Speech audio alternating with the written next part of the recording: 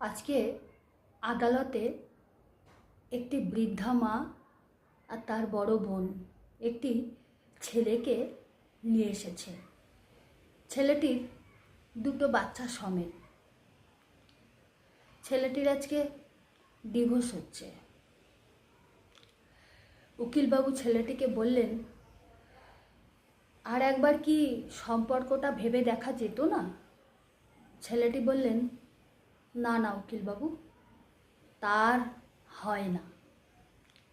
এতক্ষণ ছেলেটির মা চুপচাপ বসে শুনছিলেন সব কথা।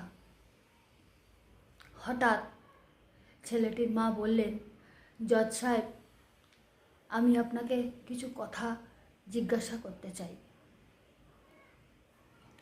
জজ সাহেব তাকে অনুমতি দিলেন। জজ সাহেব অনুমতি দেওয়ার পর তার মা কাঠগড়ায় এসে দাঁড়িয়ে বললেন, মহামান্য আদালতের কাছে আমার একটাই অনুরোধ, আমার ছেলেকে মুক্তি দিন।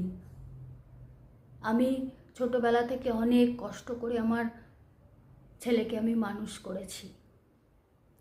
বৌমা যা চেয়েছে তাকে সব দেওয়া হয়েছে, বাড়ি, গাড়ি, ব্যাংক ব্যালেন্স, সে যত ভরি সোনা চেয়েছে তাকে সবই দেওয়া হয়েছে আমার ছেলের মুক্তির বিনিময়ে। তাই আমি আপনার কাছে হাত জোড় করে বলছি, জজ সাহেব, আমার ছেলেরকে আপনি মুক্তি দিন। আমার ছেলের প্রাণ ভিক্ষা আপনার কাছে চাইছি।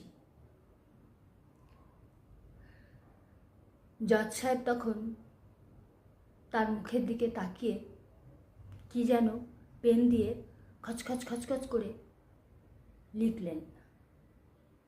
লেখার পরে ছেলেকে ডেকে সই করালেন।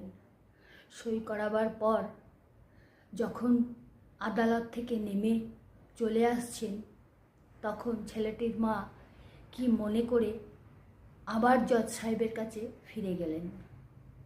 গিয়ে বললেন, জজ সাহেব, আমি আপনার কাছে একটা অনুরোধ রাখব। একটি মা হয়ে না, আমি একজন নারী হয়ে আপনার কাছে একটা অনুরোধ রাখব।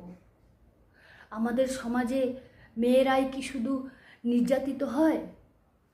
ছেলেরাও হয় জজ সাহেব। তাই আমি আপনাকে বলবো, আমাদের আইন ব্যবস্থা মেয়েদের পক্ষে যেরকম হবে, ছেলেদের পক্ষেও যেন সেরকমই হয়। আপনার কাছে আমার এইটুকুই অনুরোধ বলে তার ছেলেকে নিয়ে